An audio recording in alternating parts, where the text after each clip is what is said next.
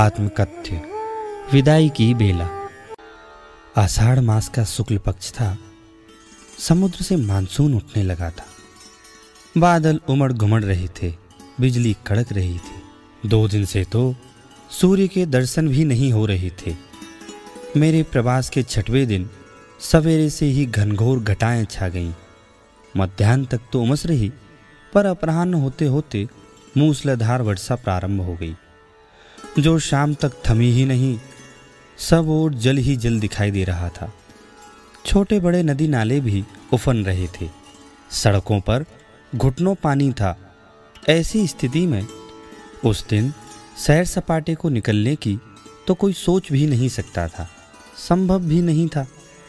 बूढ़े बच्चे सभी अपने अपने घरों के छज्जों से, दरवाजों, खिड़कियों एवं झरोकों से झांक झांक कर वर्षा का आनंद ले रहे थे। पर सदा सुखी और विवेकी बेचैन थे। वे प्रतीक्षा कर रहे थे कि पानी थोड़ा सा भी थमे तो वे मेरे निवास स्थान पर आ जावे, क्योंकि उन्हें मुझसे वह किस्सा सुनने की उत्सुकता थी जो मैं पिछले दिन उन्हें समयाभाव के कारण सुना नहीं सका था। एतदर्थ उनके 1 घंटे के अंदर 3 फोन आ चुके थे, जो उनकी आतुरता के परिचायक थे। ज्यों ही बरसात थोड़ी सी थमी नहीं कि वे दोनों मेरे आवास पर आ धमके और आते ही विवेकी बोला, हम ऐसी बरसात में भीगते हुए केवल आपका वह किस्सा सुनने आए हैं जो कल कहते कहते रह गया था।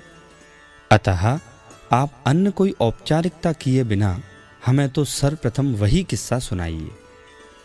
उनकी उत्सुकता देख मैंने कहा, हाँ हाँ सुनाते हैं, पहले जरा गर्म तो हो लो, भीगते हुए जो आ रहे हो, और कुछ नहीं तो कम से कम 1 प्याला गर्म चाय ही पी लो, फिर शांति से बैठकर वह प्रसंग भी सुनना। सदा सुखी बोला, भाई जी हमें अभी किसी भी वस्तु की आवश्यकता नहीं है।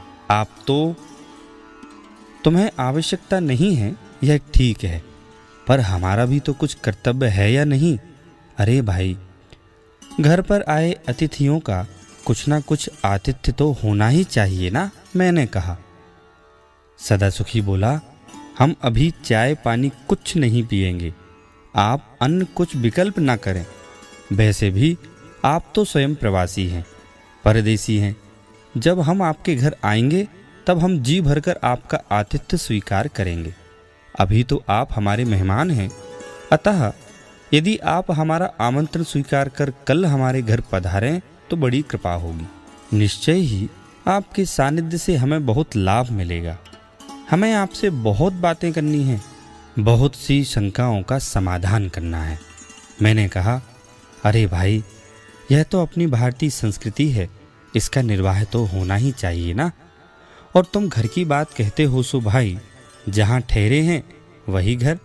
जलपान के लिए क्या घर, क्या परदेश। क्या परदेश में मैं भोजन नहीं करता या जलपान नहीं करता? भले फूल ना हो, पंखुड़ी ही सही, घर आए अतिथि का सत्कार तो होना ही चाहिए। आतिथ्य सत्कार की औपचारिकता के बाद मैंने अपनी बात प्रारंभ करते हुए कहा, बात 20 वर्ष पुरानी है, जब मेरी उम्र कोई 37-38 वर्ष की रही होगी। उस समय एक बार मुझे ऐसा बुखार आया जिसके कारण मेरे अंग अंग में असह्य वेदना हो रही थी। इसलिए मैंने अपनी पत्नी को बुलाकर कहा, तू मुझे कोई ऐसे आध्यात्मिक भजन सुना, कोई ऐसा शांति प्रदायक स्तोत्र और वैराग्य प्रेरक काव्य पाठ सुना जिससे मेरा उपयोग बदले और मुझे पीड़ा चिंतन ना हो। वह बेचारी सब काम छोड़कर मेरे पास आ बैठी और जिनवाणी में से अच्छे अच्छे स्तोत्र और भजन सुनाने लगी। सुनाते सुनाते उसकी दृष्टि समाधि मरण पाठ पर भी पड़ी। सूरचंद कृत समाधि मरण पाठ वैराग्य प्रेरक तो है ही, कर्ण प्रिय भी है। सो वह सहज भाव से वही समाधि पाठ पढ़ने लगी। मैं भी उस पाठ के वैराग्य प्रेरक प्रसंगों से प्रभावित होकर भावुकतावश मनोभावों को एकाग्र कर उसी में तन्मय हो अपनी शारीरिक पीड़ा को भूलने का प्रयत्न करने लगा। इस प्रकार उस दिन वे आध्यात्मिक भजन और स्तोत्रादि के पाठ मुझे रामबाण अचूक औषधि साबित हुए। सचमुच मेरा उपयोग बदल जाने से, दर्द की अनुभूति कम होने से मेरी कराहें कम हो गई।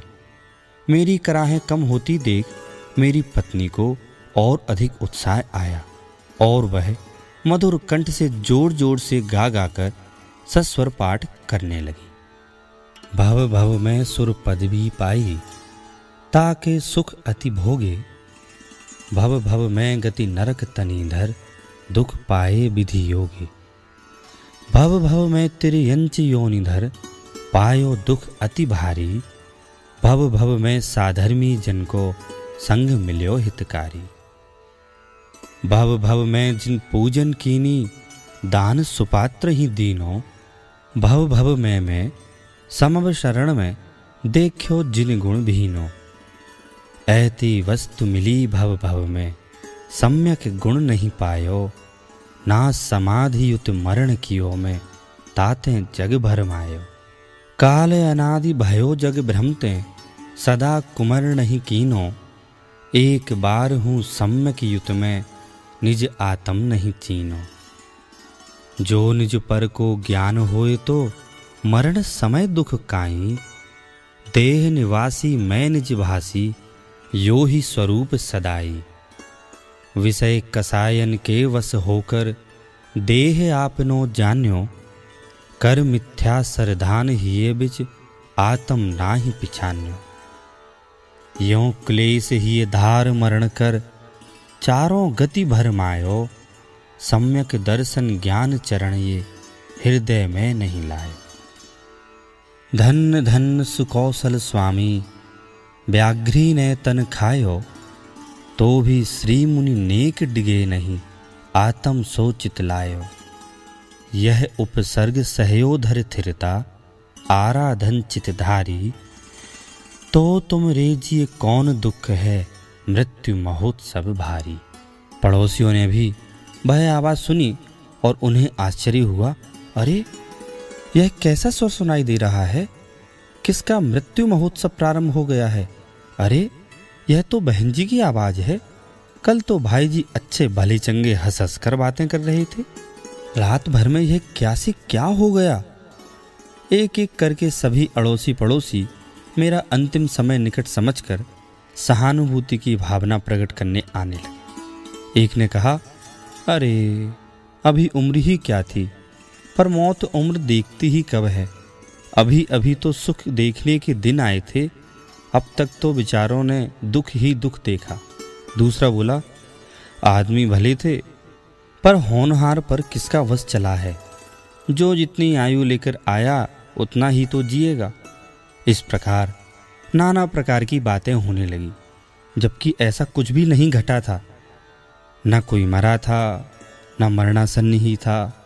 मैं मात्र बुखार में था और अपना उपयोग बदलने, अपने दुख को भूलने, पीड़ा चिंतन आर्त ध्यान से बचने एवं समता भाव से समय बिताने के लिए शांतिपूर्वक समाधि मरण पाठ सुन रहा था। पर इसमें उन बेचारे अड़ोसियों पड़ोसियों का भी क्या दोष।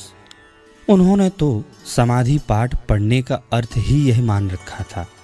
उनकी मानसिकता ही यह बन गई थी कि समाधि मरण केवल जीवन के अंतिम क्षणों में सुनाया जाता है।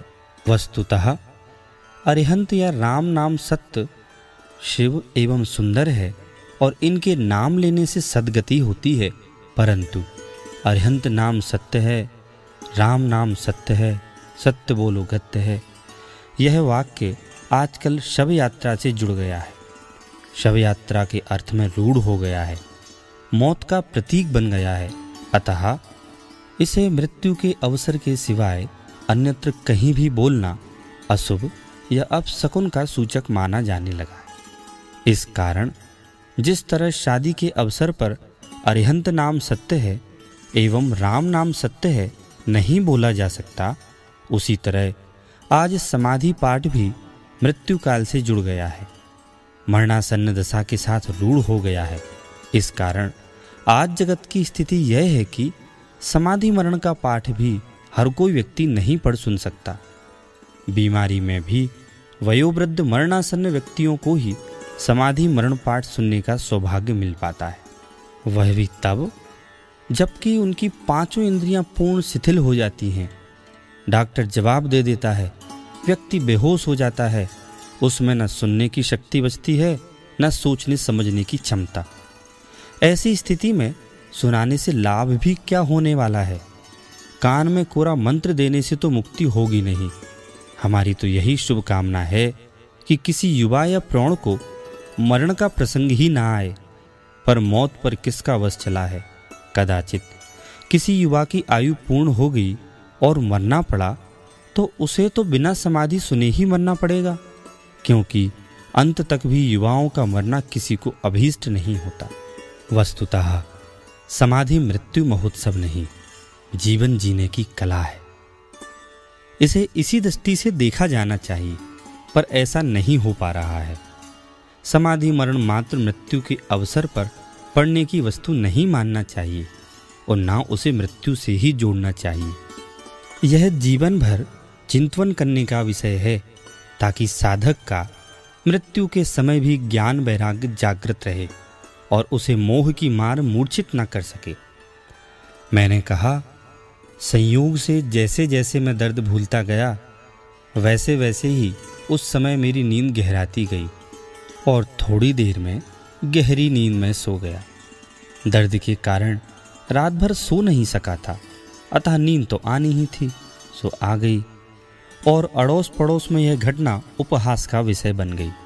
लोगों को तो ऐसा लगा मानो कोई मुर्दा जीवित हो उठा हो। मेरे ही ऊपर घटित इस घटना को सुनकर सदा सुखी और विवेकी के हृदय में समाधि का सही स्वरूप जानने की एवं जीवन में अपनाने की जिज्ञासा जागृत हो गई। उन्होंने संन्यास और समाधि लेने का संकल्प तो कर ही रखा था, क्योंकि वे अपने लौकिक जीवन से ऊब चुके थे और पारलौकिक जीवन को सुधारने की भावना रखते थे। अतः उन्हें तो मेरे रूप में अनायास ही ऐसा निमित्त मिल गया था जो शायद उन्हें चिराग लेकर ढूंढने पर भी नहीं मिलता। अतः वे किसी भी कीमत पर मेरा सानिध्य छोड़ना नहीं चाहते थे। पर रात अधिक हो जाने से उस दिन अधिक चर्चा न हो सकी। अगले दिन पुनः मिलने की आशा से वे अपने अपने घर चले गए।